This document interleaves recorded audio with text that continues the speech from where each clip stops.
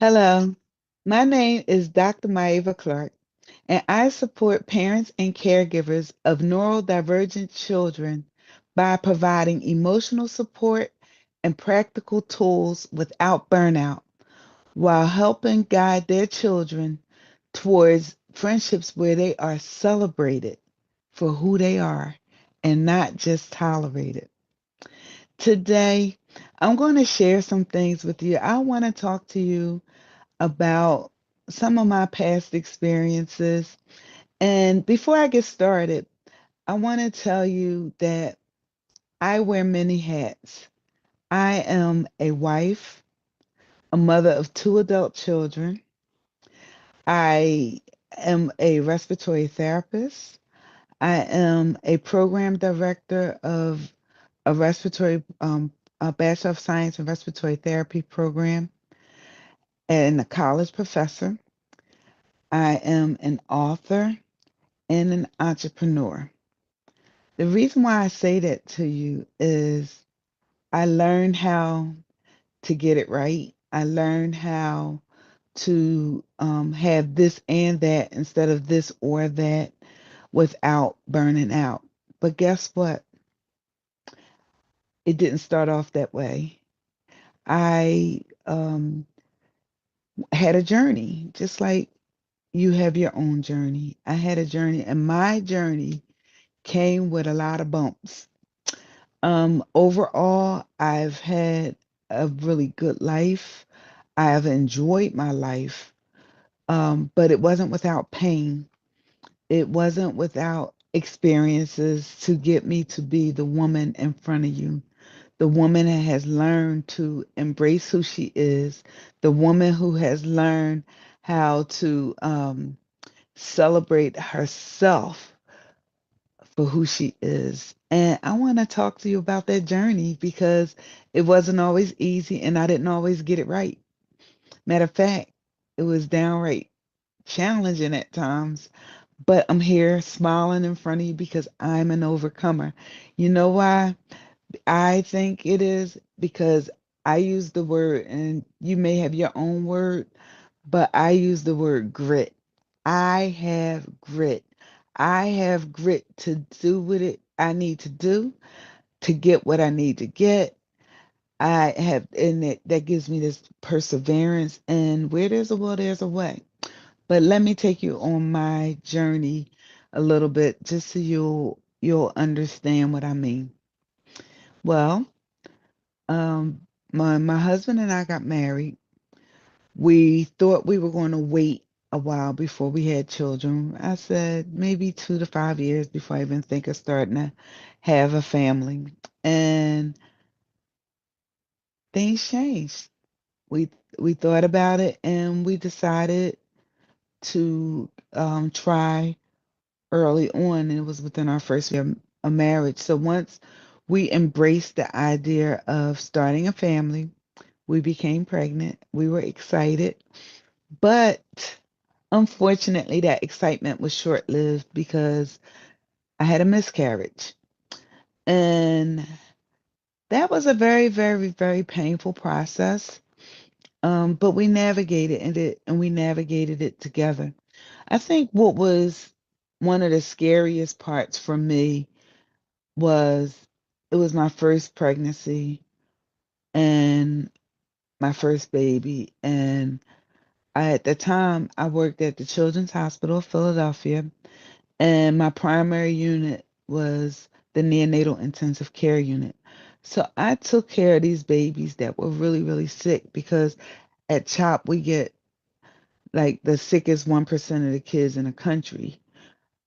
Other kids are sprinkled in there too, but the kids that other hospitals in the area and even out of the country can't manage, they sent them there. So I saw like the worst of the worst at times.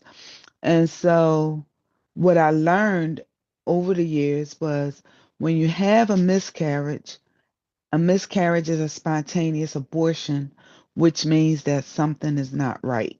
Something wasn't going to be right with the baby, and it was a spontaneous abortion, right? Um, And I remember the day that I suffered the miscarriage. I remember the feelings of the unknown, the loneliness, the not understanding why. And as a person of faith, as a Christian, a disciple of Christ, um, I asked questions. And I remember saying, not why me, because one thing my father in law taught me when he was alive, rest his soul, he said, never say why me, because why not you? What makes you better than the next person? So I took that to heart because so I don't question why me because life happens to all of us. But what I did say was, God, why? What was I supposed to learn from this? If there's a lesson in it, please teach me, um, so I don't have to go through it again. Because one thing I've learned that if God means for you to learn a lesson and you don't get it the first time around, you're going to keep circling that mountain or that thing until you do get it. So I rather lean in and get it now than to have to come back in a year, 2 or 3 or more for that same lesson. But I wasn't always like this. I through pain, through trial, through situation, I've learned to embrace the pain and lean in so I can get it faster. But at this particular time, I said, God, what am I supposed to learn from this? I said, this is so painful. I really don't want to have to experience this again. And I believe that I learned two very valuable lessons. One, in that moment, God shared with me that again, this was within the first year of our marriage, so we were very young, and God shared with me, or I what I felt Him say was that I had ineffective communication with my husband, and when we had a disagreement, if I didn't think he was listening to me, I would tune him out. And if he didn't think I was listening to him, he would tune me out. So that's what I mean by ineffective communication because we were just waiting to get our point across, right? So the other lesson that was so valuable to me, I heard him say that I had unrealistic expectations from my in laws. He said, my Ava, you expect your in laws to love you like your parents, and they can't. He said he said they love you, but they can only love you how they love you. They're not your parents. They love you, but they can only love you how they love you. And I appreciated that because um I had unrealistic expectations. And what that did for me, the situation wasn't good. The miscarriage wasn't good. Don't get me wrong. It was sad. I was hurt. It wasn't a good thing to me, but I had some good things come for me from it. Um, and thank God because a couple months later, within 3 months, I was pregnant again, and I had my son. So I had him, and I believe that throughout my pregnancy, I feared losing him. So I became overprotective in a sense of my son even before he was born. Um, because I wanted to make sure I had this baby. And I did. And we were elated. Everything was good. We just love him, right? And as he's growing, he has two first cousins, one 6 weeks older, one 3 months older. And as he was growing, we noticed some things were different. He was a little slower, like throwing a ball. His motor skills and things were slower, and we decided to have him tested. And I'm speeding things along, but he did need speech, OT, and PT, which is um, occupational therapy and physical therapy for his motor control.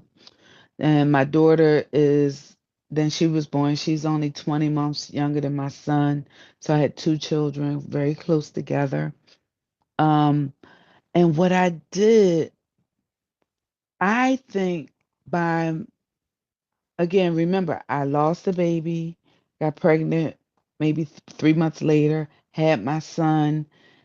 He and his sister are 20 months apart, but in that time, started noticing he wasn't doing things as quickly as his cousins. Around the time she was born, we had him tested. We started him in therapy.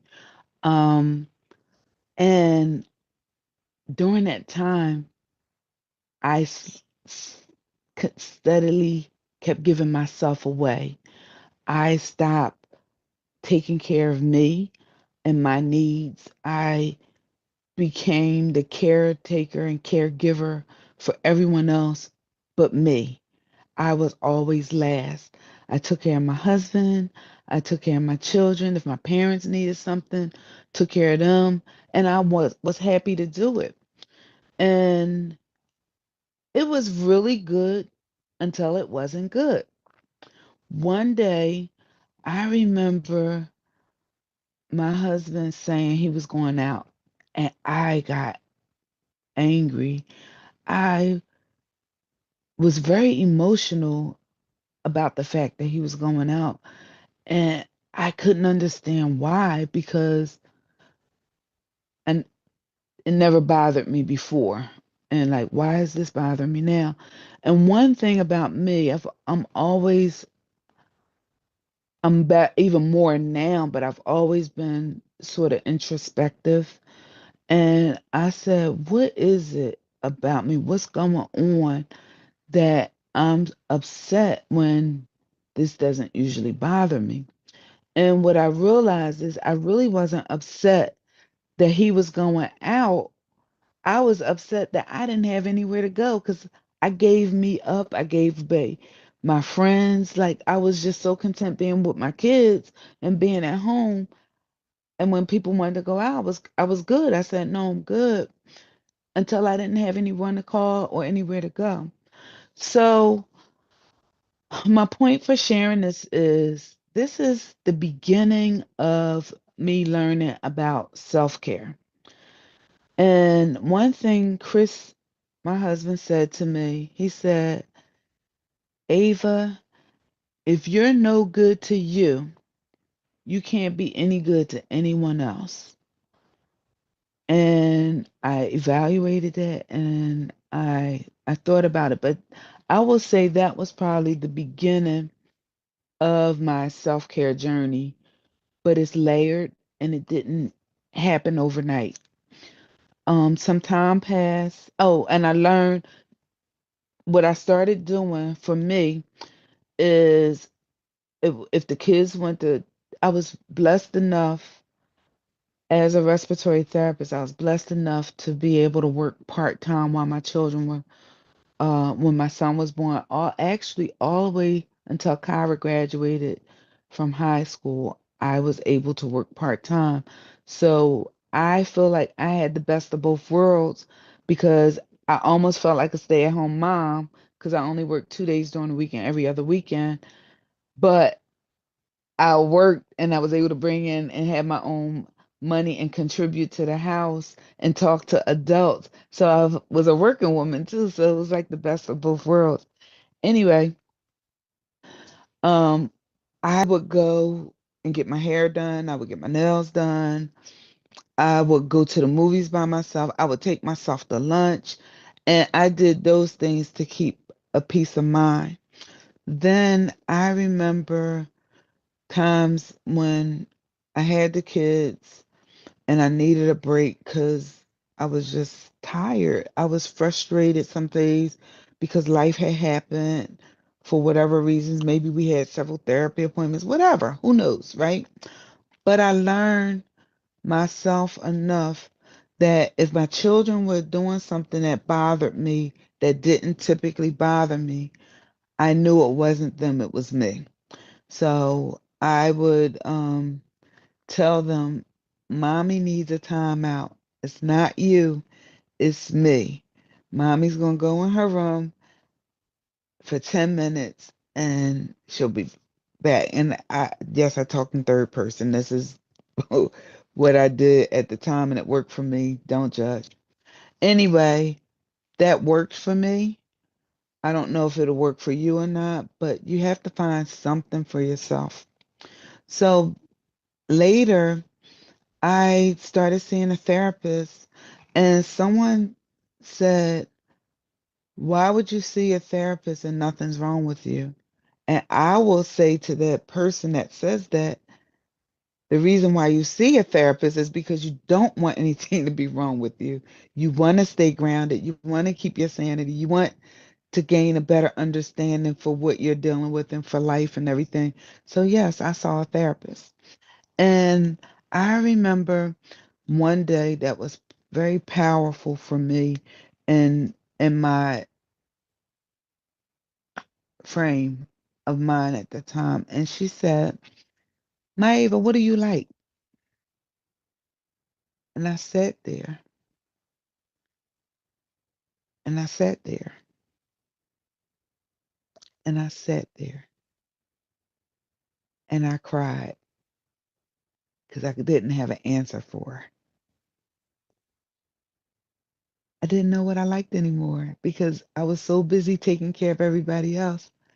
I forgot to take care of me.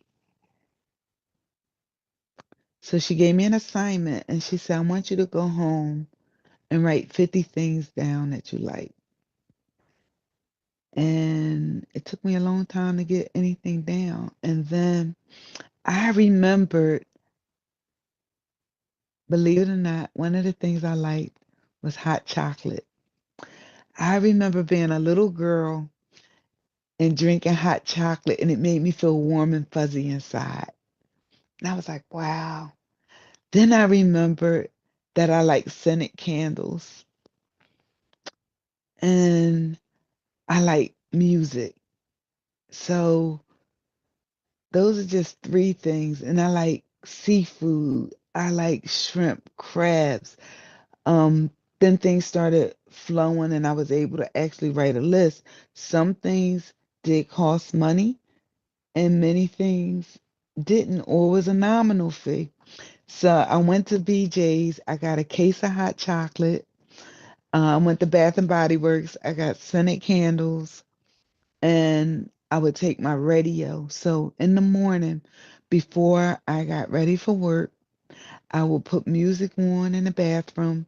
I would light a candle. I would take my shower, get dressed, come downstairs, and have a cup of hot chocolate. Something so simple allowed me to take care of myself and provide self care. So I didn't always have to go get a massage. I do now. I get my massage monthly. Monthly. I have a subscription. I go monthly because that's how important self care is to me now. Now, you may not have the money to do that, or that massages might not be your thing. Something will, though. Find what works for you. You deserve it. You owe it to yourself to make you a priority. And that priority might look different on different days, but you make yourself a priority. So, in that, I developed this passion to help other mothers, parents, and caregivers um, to find that emotional support, to tell them, it's okay to take care of you because self care is not selfish. Self care is necessary. Self care is not selfish. Self care is essential to be the best version of you. And when you show up as the best version of you, you pour so much more into your relationships. You make people want to be around you. You make your spouse happy to be home. You make your children wanting to be with their mom, wanting to be with their caregiver, whatever role you play.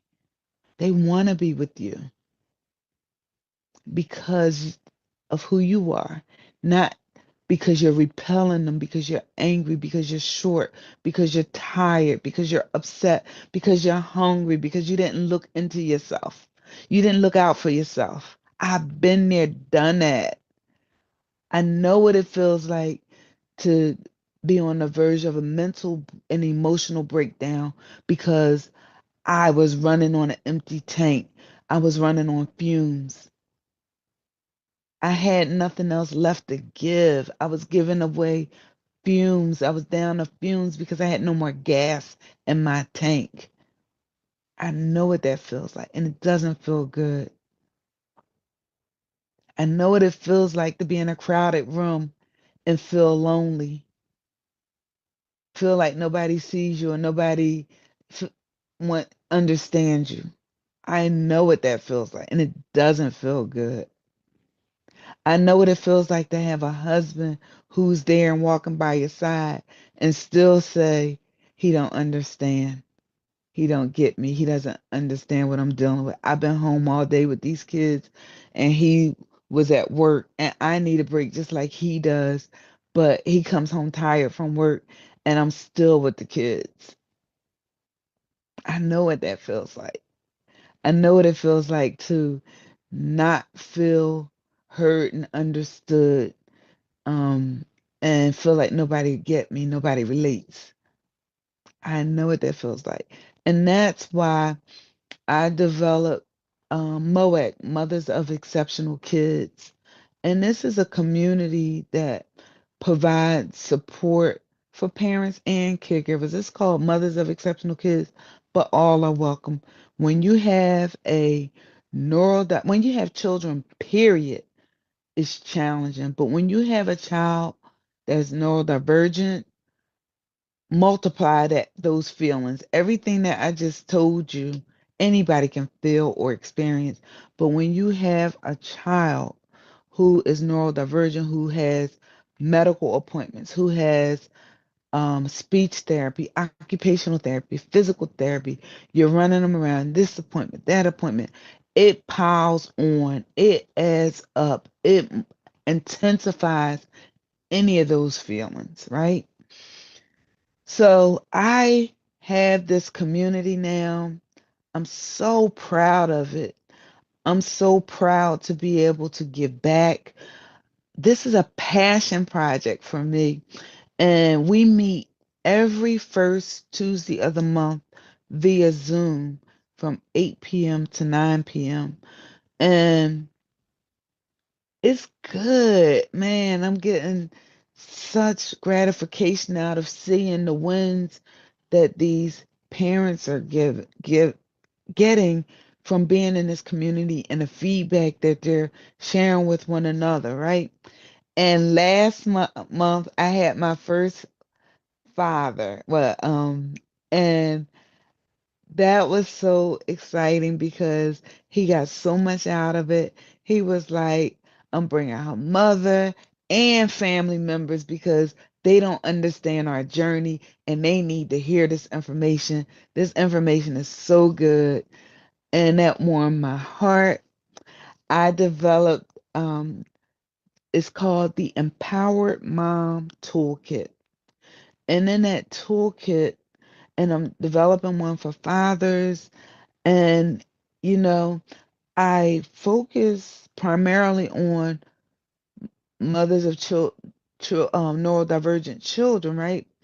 But do you know I have neurotypical mothers that are attending this group and are getting stuff out of it because what I've learned through them was, yeah, they still had the same feelings, even though the journey is different. with the children, they were still relating and they want to come, and they all are welcome. All are welcome. There's enough love and support to go around. Well, in the Empowered Mom Toolkit, there is an emotional self check-in journal, like a 30-day journal for you to actually um, look at your day to day and check in with yourself, find your emotions, and learn how to deal with those and get tips and tools, right? There is an affirmation deck with 30 different affirmations in it that you can recite or recall to yourself to reaffirm yourself and your situation. There is a behavior and tracking journal for your child. You get to track for the week, right? You had first for the day, there are facial expressions and things that you get to pick what your child is, or let them pick where are you today and find that emotion, right? And then it goes for the week and then the month, and you get to celebrate small wins that way, because you get to see where when you're just looking at the big picture, you may not be allowed to see the gains and the positives that your child is exhibiting. But when you do it for the week and you see, oh, they did do that, or oh, they sat at the breakfast table without jumping up. That's a win. When every other day they jumped up and the day they didn't, and they had breakfast without disruption, that's a win. Then at the end of that is a monthly one, and you get to look over your whole month and see where your child is, where they've grown, and where you want them to be. There is a mom circle guide, which helps you to basically find your tribe, whether you want to start a support group yourself or how to find one for you. And if you can't find one, I have one. I have my community that I'm building, and I'd love for you to come and join us.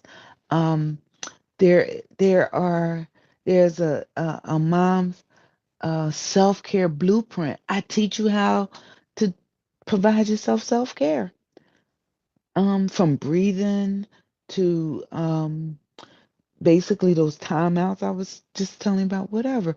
I have strategies and tips. So I would love if you're interested. The toolkit is actually downloadable.